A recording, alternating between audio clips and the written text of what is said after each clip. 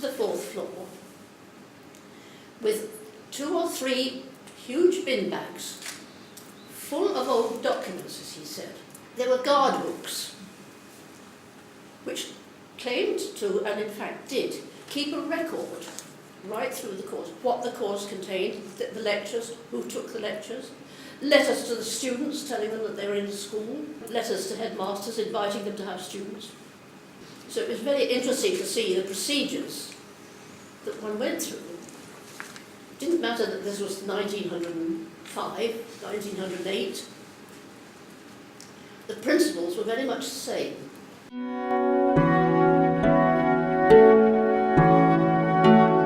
In 1892, the Women's Day Training College opened in Bristol. Marion Pease was appointed as the Mistress of Method. I feel like she set the standard for actually admitting women in the first place. And it wasn't just with the education, it was she opened her house to them, she provided extracurricular activities, which was just unheard of because they were literally segregated. The whole purpose of the Day Training College for women was to give them a status, to put them on equal status with the men who were teaching at the time, and also to give them a qualification which was independent. Certainly the origins of this department, I think one of the very early experiments in widening education for women, and particularly beyond secondary school education. And the university, I think, had some of the earliest courses of that type in the country. From then on, it is my perception that the graduate school has both initiated and responded to all sorts of movements within education. Always, it seems to me, in the upward direction.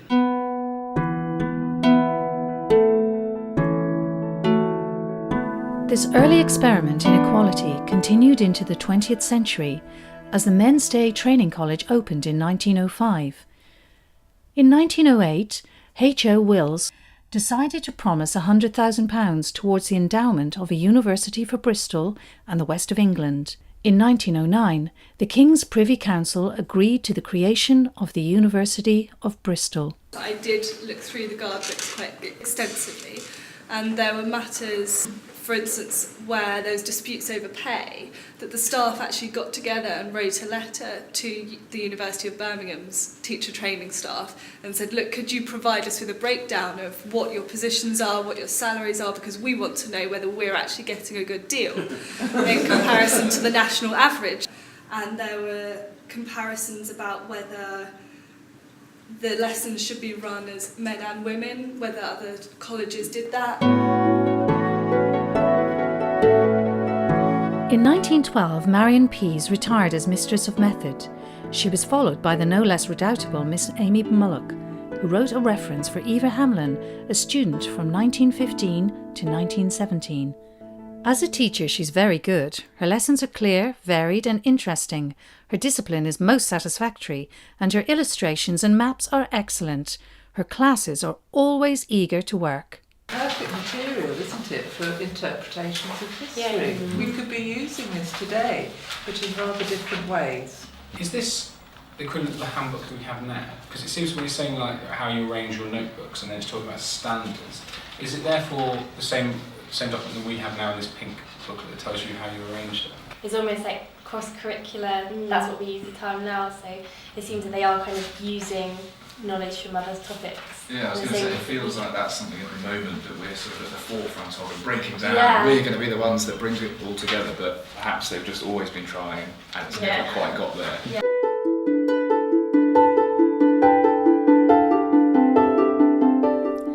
In 1920, Helen Woodhouse became Professor of Education, following an inspection which revealed appalling living conditions and dwindling numbers of male students, presumably the casualties of war.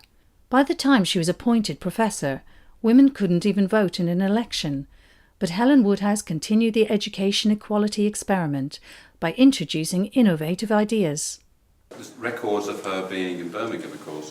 And so our archivist told us that she was an assistant lecturer in philosophy in 1903, but she had a special fund to pay her salary, which was all the great nonconformist families in Birmingham, the Cadburys, the Tangys and so forth, all got together to pay her salary. I don't know why, but that's really interesting. What's also interesting is in 1906, we know her salary was £150 a year.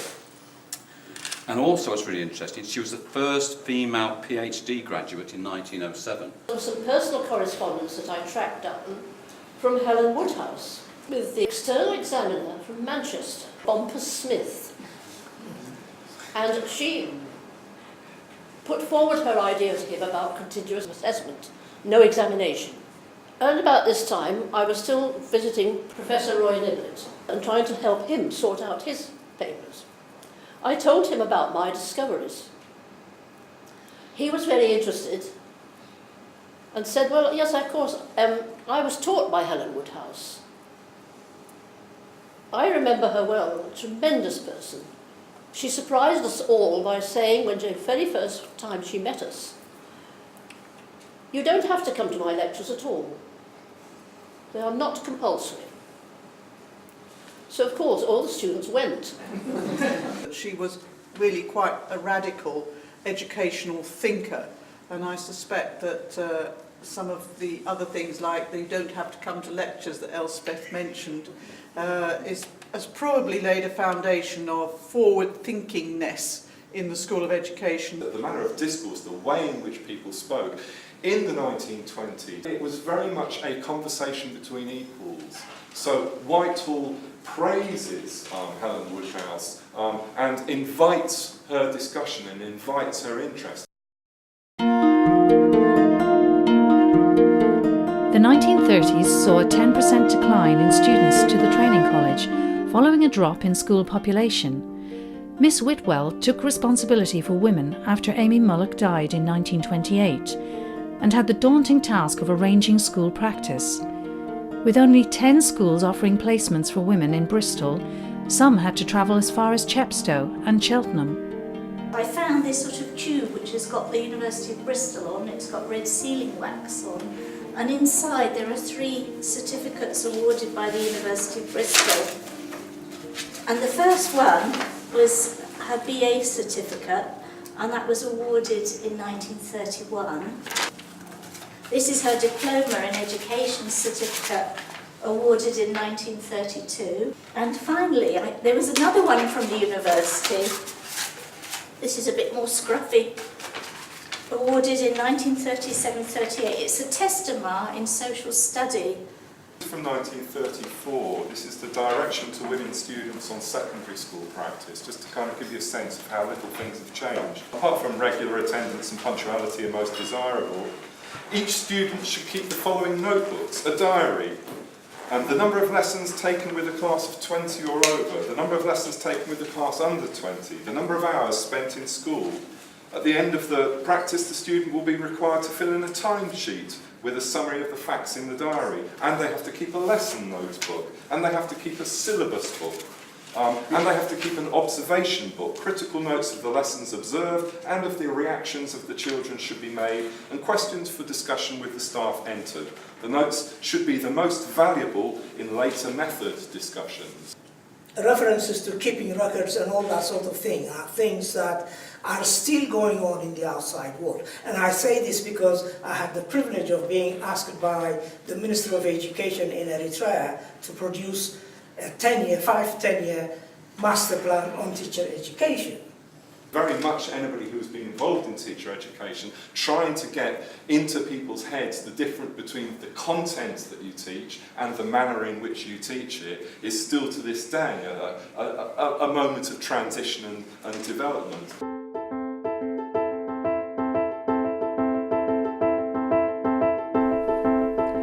After World War II, the Labour government invited the universities to set up institutes of education, which Bristol did in 1947. Here, the institute remained within the Department of Education, but also worked with 10 associated regional colleges. Students followed a 4-year course to gain a certificate of education, all within one single institution. It arose from the McNair report and the actions that took place later, where the ATO, the Area Training Organisation, the Institute, and these words were sometimes used coterminously, but in fact one is an official designation, the ATO. Universities on the whole didn't use that, they referred to the Institute. What went on here was not just advanced courses and PGC and so on, but it was the exercise of a coordinating function in respect of initial teacher training in the area. We had to coordinate their courses and approve their courses for the process known as validation, and not, as I've encountered recently, accreditation. The university validates, the government eventually, it's the function of the minister after 1944, the chairman of the Board of Education presumably prior to that, to determine who shall be given a certificate and therefore qualified to teach in any school, primary or secondary, special or other. You could move from one to the other freely without having to take a different course or a different qualification. There were committees for each subject area, and those committees would meet and discuss the syllabuses and the programs of teaching and so forth in each subject area.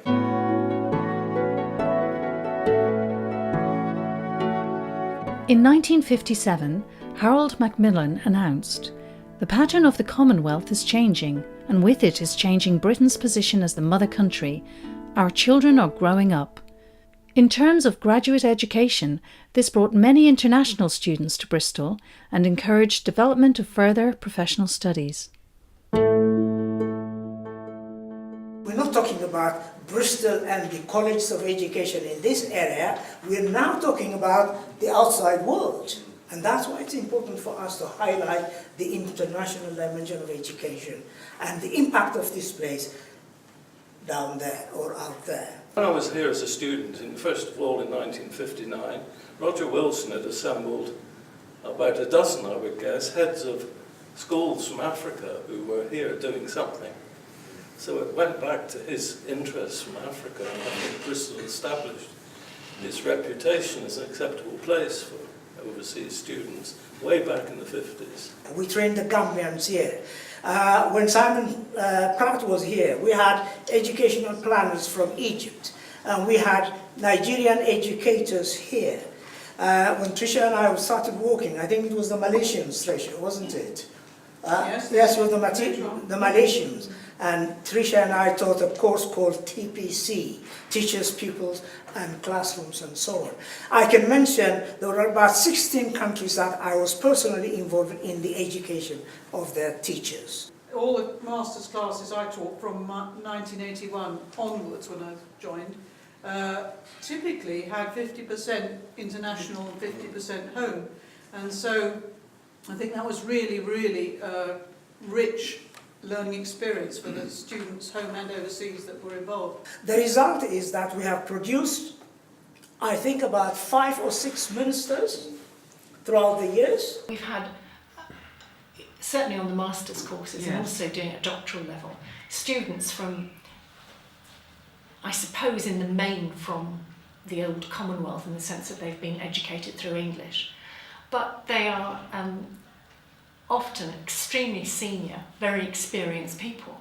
So within the kind of one building, we've got recent graduates who are training to be teachers, but at the same time, people who are going back, who are, school principals, school inspectors, who are taking up senior roles in the education departments of their respective countries. So it's a very rich mix. We have trained 50 Eritreans in this place.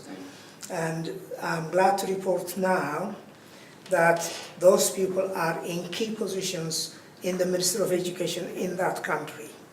They're running all the educational administrative centers throughout the country, and they're all Bristolians.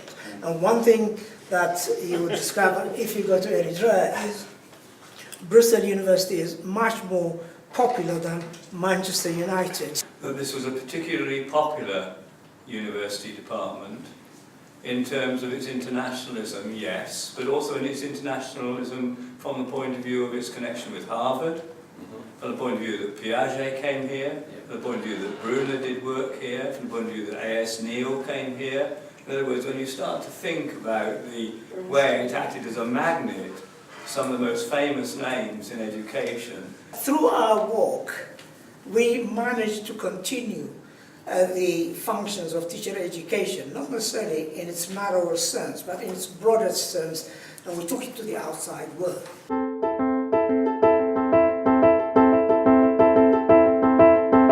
In the mid-1960s, a dedicated education school opened in Berkeley Square, called the Helen Woodhouse Building. This era wasn't all plain sailing, with the publication of the Robbins Report and the establishment of the Council for the National Academic Awards. It was the Robbins Report and the consequences of the Robbins Report, namely the ability of the colleges to teach for degrees by extending their course, already 3 years I think by then, to a 4th year.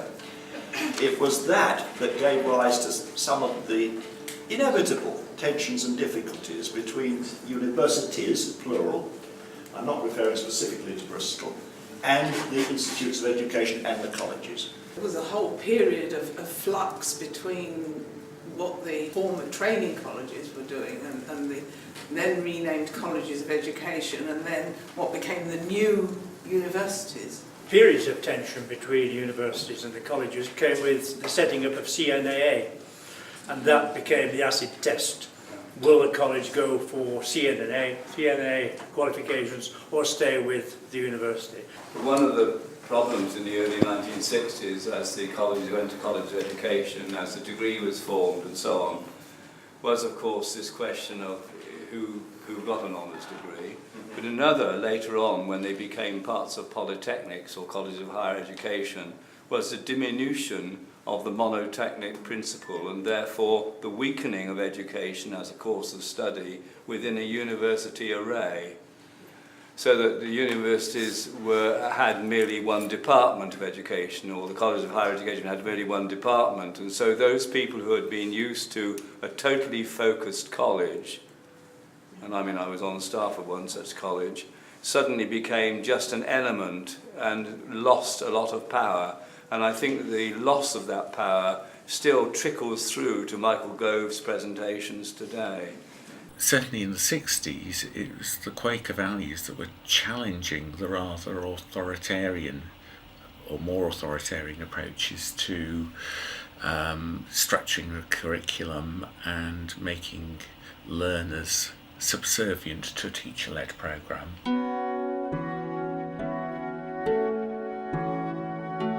The graduate school has delivered much more than teacher training.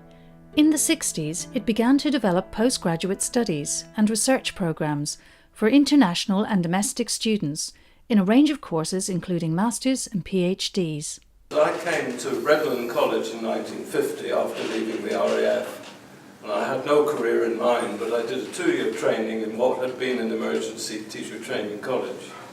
I taught in this area and applied in 1959 for the Diploma in Education course at Bristol. It was taught amongst others by Hannah Berry, Ben Morris, Alan Brymer, Margaret Meek, later Spencer, and other teachers.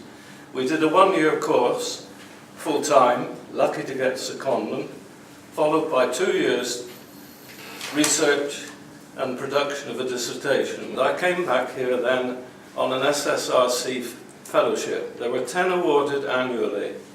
I was here to do my PhD, after which, thank you, I had a very nice letter from Professor Taylor offering me a job at £2,800 a year, which was extremely generous. This was the beginning of master's degrees and PhDs by individual study with supervision. Later, my experience was, of course, in teaching courses for the taught MEd, at the time when we had an enormous market of teachers, lecturers from the colleges of education who were all anxious or prompted by their principals to raise their qualifications.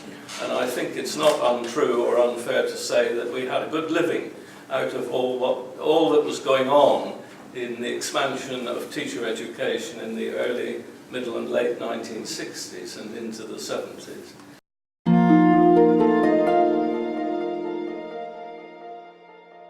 The The graduate school's reputation increased with the introduction of further professional studies, otherwise known as continuing professional development. The vast thousands, literally, of teachers following in-service training, further professional studies, that was centred on this school of education.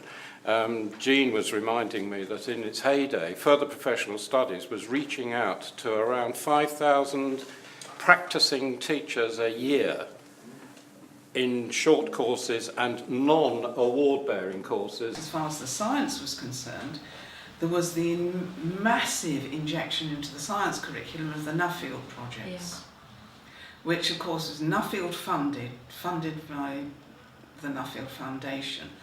But it meant, for instance, that all science tutors were expected to pick up this new method of working. In the 80s and 90s, there was a lot of money with local authorities who were able to send teachers into the School of Education and to the surrounding counties on our short courses and our award-bearing courses. And also, we were able to buy in some really great national speakers.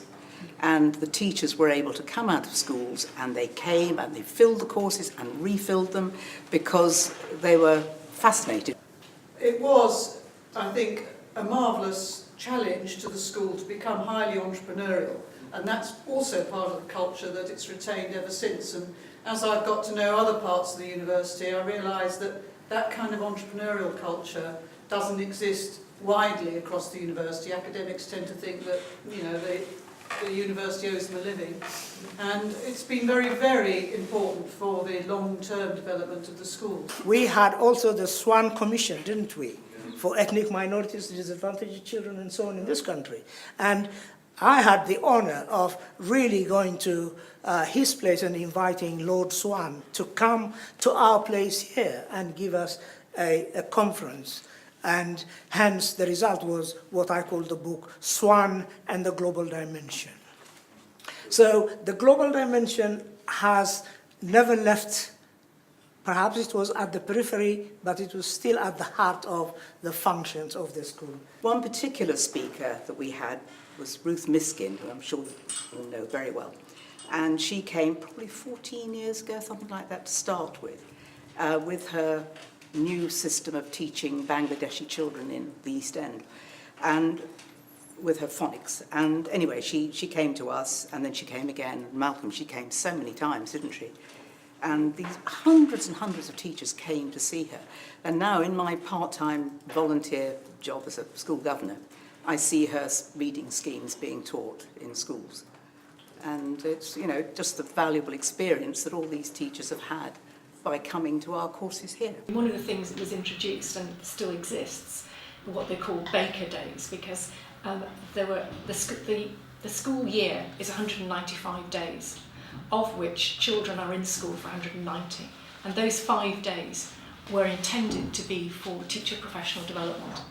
And this is one of the things that marked a shift of in-service professional development work to the school, as opposed to people coming out for an award-bearing course. So there's a lot of, and there had been before this, a discussion about school-based in-service work.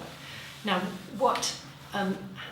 and again, there were research programmes in the graduate school about teacher in-service education, what was happening, how was it managed, how were people trained for it, and, you know, reports written, much of that funded again by, you know, directly by the government.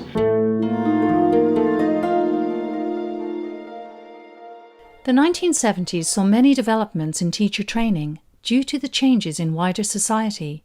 You could do lots of things up to about 1970 that began to disappear after 1970 when the demographic and the economic factors came together. The numbers in the colleges were very high right at the beginning of the 1970s. It was perfectly clear we did not need those teachers. And then things begin to turn. We have a much more dictatorial note as the curriculum and inspection is imposed on people.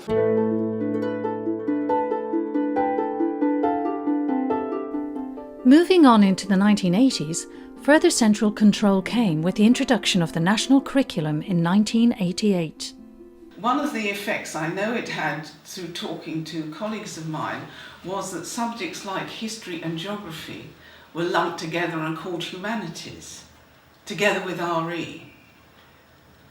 And that meant that separate history and separate geography, I would almost say, floated in and out of the national curriculum, depending on whether the particular Secretary of State for Education at the time thought they were important or not. We had humanities 3-7, so geography, RE, history. Right. Yeah, it was good because we could actually really get to know the students, and I don't think anyone really struggled with the knowledge, with the content knowledge. I mean, maybe it was a bit frustrating when teaching geography and RE you didn't feel as confident as you did with history. Where in fact there was the argument that you didn't teach the 3 separate sciences. Every child had to do science. Interesting, if you look at this here and then think about the new curriculum, there's a fear that you might end up having to teach the new curriculum if you weren't an academy in quite a didactic way, purely to get through all the content. In my second placement school, where I was with another one of the English students, there was a group of us from Bristol, 10 students from different subjects. And I think we had a little kind of microcosm of the Bristol culture, in that we would all meet in the staff room, we all had a big table that we sat around, and we'd all help each other, and we'd all feed ideas from the different subjects. And I found that really came across in the schools I taught in from more of the teachers that seemed to be Bristol trained. I'm sure it wasn't solely, but that kind of microcosm seemed to expand out, and we seem to be quite happy to do cross-curricular things. There's a lot of cross-curricular work. In the 1990s, changes imposed by central government meant participation between the graduate school and the secondary schools increased. Coming into the mid-1990s, the biggest change was the whole change of partnership with schools. The role of teachers in schools became much more developed. They became mentors. They worked much closer with student teachers, much closer with us as academics at the university as well. The school teacher, who previously been just a supervisor, who had really no place other than giving over a class, became really pivotal in terms of teacher education. So we've got these new mentors in schools who were very enthusiastic, wanted to work with the university, and then brought along their skills, their expertise, their knowledge to help sort of cement the partnership, make it stronger. I don't say we were the only university, but we were certainly one of the first universities to have what we called associate tutors, who were subject teachers in schools who were also doing mentoring work in schools and also came into the university. I switched with John Allen at Portway School, who was the head of biology. The whole period of time in schools became much longer, and this inevitably meant we couldn't cover so much at university as we'd done before. So we had to dovetail so much more of our work with schools, so that student teachers didn't have a theory-practice divide, university one thing, schools the other, but that we collaborated. So we were covering theory and practice and policy here, and in schools we were developing the same areas. There was a lot of emphasis on sharing ideas and on finding out new information, so the staff meetings for English, they weren't just, people were bringing kind of new teaching ideas in, and we were discussing them and trying them and meeting back and discussing how that had worked. So they were really making good use of those staff meetings to continue professional development. And there weren't any flags flying about it. I didn't realise that was what was happening for a little while, that was just natural for them. So there was lots of shared practice and support, and also the teachers all were really unique, so they were all really brilliant but in different ways from each other. And I would say about 80% of the department I was in had studied here. What we're trying to do is to keep what we really believe in, what makes very good teacher education, but still keep it within the legal framework within which we have to work. So it's making sure we keep the parts that we really believe strongly form a good teacher education.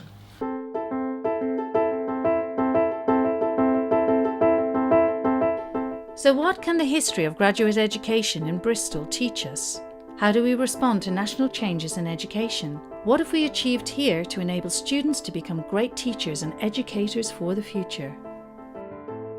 The School of Education, 100 years or so later, has become regarded as one of the jewels in the university crown. Sally can talk to that more than me, but it's a huge change in the last 20 years from being a poor relation to being a really important part of the university fabric, and I think that's an important keynote for the story that we're telling. One of the things that we bring is that we are a university. We have access to other knowledge, other disciplines, other resources. It's not just an encounter with one discipline.